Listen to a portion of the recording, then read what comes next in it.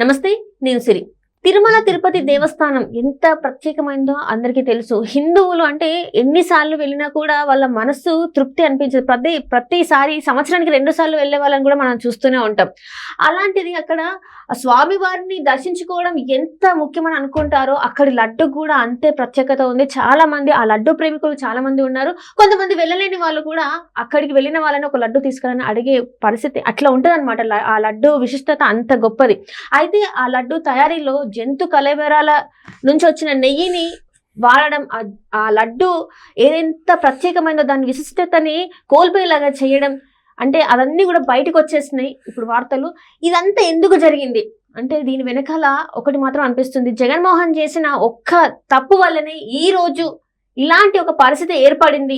ఆయన కనుక ఆ తప్పు చేయకపోతే ఈ రోజు ఆ దేవుడికి, ఏడుకొండల స్వామికి, ఇంకా ఆ లడ్డుకి ఇలాంటి పరిస్థితి పట్టేది కాదు అని చెప్పేసి అందరూ అనుకుంటున్నారు. అయితే అసలు జగన్మోహన్ రెడ్డి ఏం తప్పు చేశాడనేది మనకి వివరించడానికి మనతో పాటు ఉన్నారు ప్రముఖ సీనియర్ జర్నలిస్ట్ దుర్గా కుమార్ గారు. నమస్కారం సార్. నమస్కారం మసిరి, మన వీక్షకులు కూడా నమస్కారం. సరే, ఇప్పుడు చూస్తుంటే అసలు దీని మీద ఎంత మాట్లాడినా కూడా నాకు అది కరెక్ట్ అనిపించట్లేదు సార్. ఎందుకంటే హిందువులే కాదు, అంటే భారతదేశం ఒకటే కాదు, ప్రపంచ దేశాలు ఎంతో మందికి శ్రీవారి లడ్డు అంటే చాలా ప్రత్యేకం. అసలు దానికి మించిన రుచి ఇంకా వేరే ఏ లడ్డు తిన్నా కూడా ఆ రుచి రాదు. అలాంటి లడ్డూని కలుషితం చేయడం అంటే, ఇలాంటి జంతు పదార్థాలు అంటే ఏదైతే నెయ్యి ఉందో అది ఆ పేర్లు కూడా చెప్పడానికి కూడా రావట్లేదు.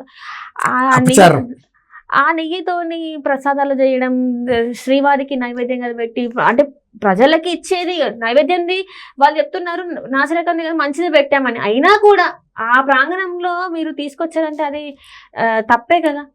ఈ తప్పులన్నింటికీ కారణం జగన్మోహన్ రెడ్డి చేసిన ఒకే ఒక తప్పు అని చెప్పేసి మరి వార్తలు వస్తున్నాయి. అసలు ఆ తప్పు ఏంటంటారు?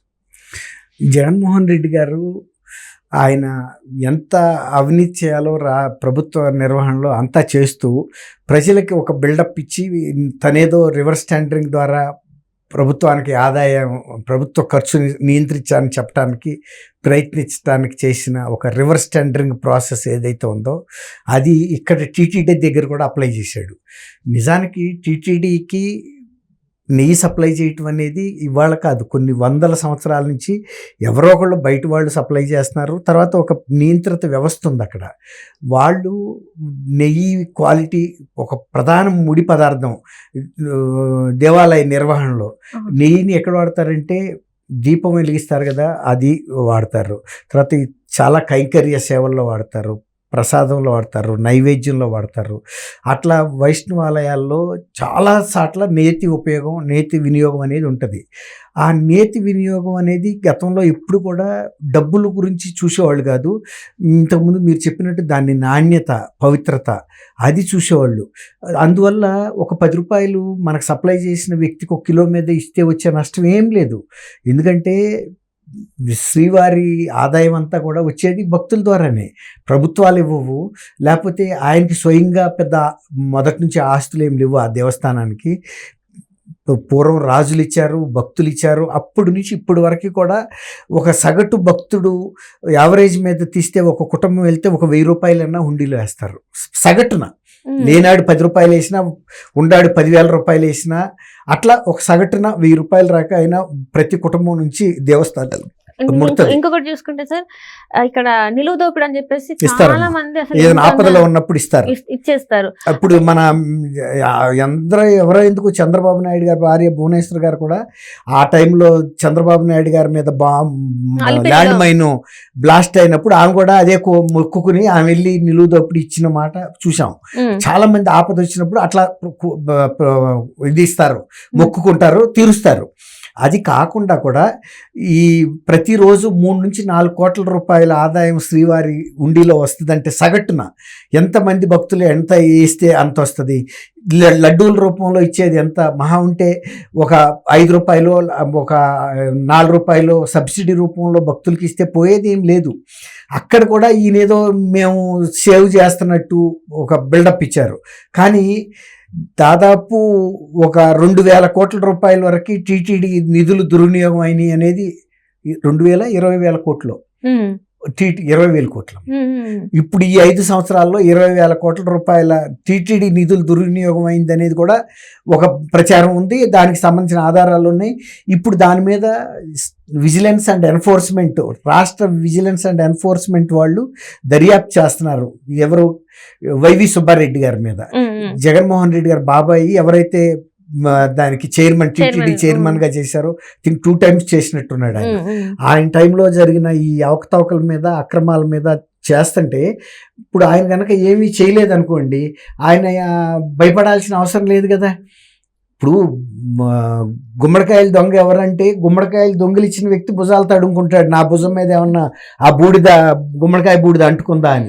నేను చేయలేదనుకోండి, నేను నా భుజాలు తడుముకోవాల్సిన అవసరం లేదు కదా.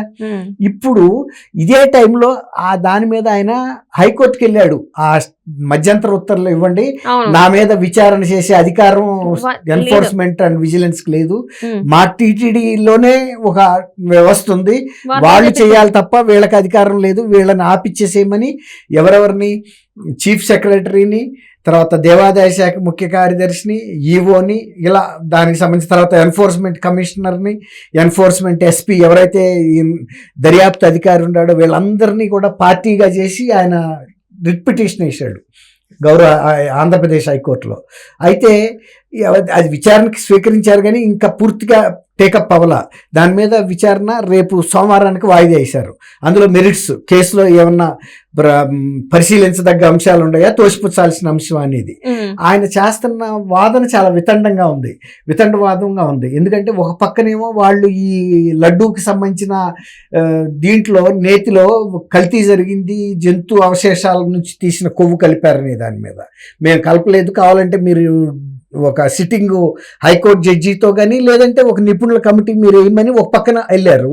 ఒక పక్కన టీటీడీలో జరిగిన అవకతవకల మీద ఎన్ఫోర్స్మెంట్ అండ్ విజిలెన్స్ వాళ్ళు కేసు రిజిస్టర్ చేసి దర్యాప్తు చేస్తుంటే దాన్ని దర్యాప్తు చేసే అధికారం మీకు లేదని వెళ్ళారు.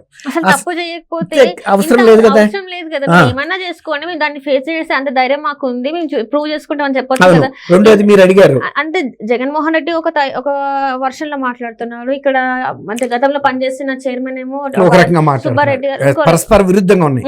రెండోది మీరు అన్నట్టు ఇప్పుడు జగన్మోహన్ రెడ్డి గారు గతంలో కర్ణాటక మిల్క్ ఫెడరేషన్ వాళ్ళు ఈ నెయ్యి సప్లై చేశారు. 400 రూపీస్కి ఎంతో ప్యూర్ నందిని మిల్క్ నందిని నుంచి వచ్చింది డైరీ. వాళ్ళు అదే ప్రభుత్వంతో మైసూర్ శాండిల్ అని కొన్ని వందల సంవత్సరాల నుంచి, దాదాపు 80 సంవత్సరాల నుంచో కర్ణాటక ప్రభుత్వ ఆధీనంలో నడుస్తుంది. ఇన్ని ప్రైవేట్ కంపెనీలు సోపులు నడిచినా కూడా మైసూర్ శాండల్ పేరు ఇప్పటికీ విశిష్టత ఇవాళకి ఉంది. అట్లాగే వాళ్ళు ఒక మంచి నెయ్యి సప్లై చేస్తున్నప్పుడు తీసుకోకుండా ఏదో రివర్స్ టెండరింగ్ అని చెప్పి, రివర్స్ టెండరింగ్ కాదు వాళ్ళు పెట్టింది, దాంట్లో కమిషన్లు ఇవ్వలేదు. కర్ణాటక ప్రభుత్వం ఇవ్వదు, ఎందుకంటే అది ప్రభుత్వ రంగ సంస్థ. కానీ అదే ప్రైవేట్ వాడికి ఇస్తే 320కి ఇచ్చినా కూడా ఆ 20 రూపాయలు కమిషన్ రూపంలో ఇస్తాడు, ఎందుకంటే వాడు కల్తీ చేస్తాడు. ఇప్పుడు ఆ కల్తీ జరిగి వీళ్ళు చేసిన రివర్స్ టెండరింగ్ వలన మీరు అన్నట్టు ప్రపంచవ్యాప్తంగా ఉన్న హిందువుల మనోభావాలు దెబ్బతున్నాయి. హిందువుల మనోభావాలే కాదు, ఇతర మతస్థులు కూడా శ్రీవారు అంటే ఒక గౌరవం ఉంది, ఆయన అంటే భక్తి ఉంది, ఆ లడ్డు అంటే ఆ రుచికి అభిమానులు వాళ్ళు. మతం మీద వాళ్ళకి ఎంత విశ్వాసం ఉన్నా లేకపోయినా తినడానికి ఏం పోయింది, అట్లాంటి లడ్డు మీరు అన్నట్టు ప్రపంచంలో ఎక్కడ కూడా దొరకదు. ఇప్పుడు ఆ లడ్డు పవిత్రతను కూడా ఈ అపచారంతో దాని పవిత్రత దెబ్బతింది. మీ ఇన్ని రోజుల నుంచి ఇంత మలినమైన వ్యవహారం ఇందులో నడుస్తుందా అనేది ఆయన చేసిన ఈ రివర్స్ టెండరింగ్ ప్రక్రియ.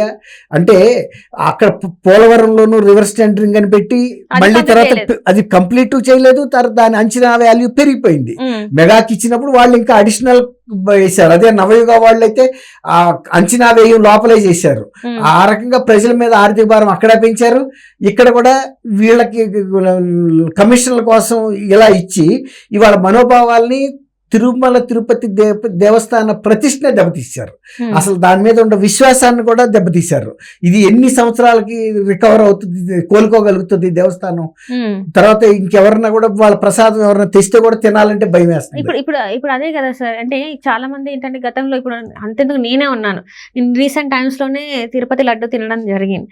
ఇంకా ఈ న్యూస్ ఎప్పుడైతే బయటకు వచ్చిందో అప్పటి నుంచి నాకే ఒక భయం, ఒక గిల్టీ, అంటే నేను ఏ గోవుకి సంబంధించిన కొవ్వు తిన్నాను అన్న భయం, బాధ. ఇంకొకటి ఇంకోటి ఏంటంటే నేను శంక. వెజిటేరియన్ గా ఉన్న ఒక అవును. వ్యక్తిని, అంటే మాంసం ఏమీ ముట్టదు, ఇప్పుడు ఏదో ఒక రకంగా తిన్నారు కదా, అవును, ఏదో ఒక రకమే ఉంది. అది డైరెక్ట్ గా వెళ్ళిపోయింది. జంతువుల నుంచి, గోమాత నుంచి వచ్చింది అనే బాధ అందరిలోనూ ఉంది. ఇవాళ జాతీయ స్థాయిలో కూడా అనేక ఆధ్యాత్మిక సంస్థలు, హిందూ సంస్థలన్నీ కూడా దీనికి వ్యతిరేకంగా పోరాడుతున్నాయి. భోపాల్లో అయితే ఆయన దిష్టిబొమ్మ కూడా తగలబెట్టారు. అనేక మంది కోర్టులకు వెళ్ళారు. హైకోర్టు, సుప్రీంకోర్టులో కూడా కేసులు నడుస్తున్నాయి దీని మీద. ఇప్పుడు కేంద్ర ప్రభుత్వం కూడా సీరియస్ గా తీసుకుంది. ఇప్పుడు దాని గురించిన వివరణ అడుగుతున్నారు రాష్ట్ర ప్రభుత్వాన్ని. దానికి సంబంధించిన వివరాలు, ఆ నివేదిక, ల్యాబ్ రిపోర్టులు అన్ని పంపండి, ఎందుకు జరిగింది ఇది అనేది. బాధ్యుల మీద చర్య తీసుకుంటా ఉన్నారు. చూద్దాం ఏం జరుగుతుంది. రైట్.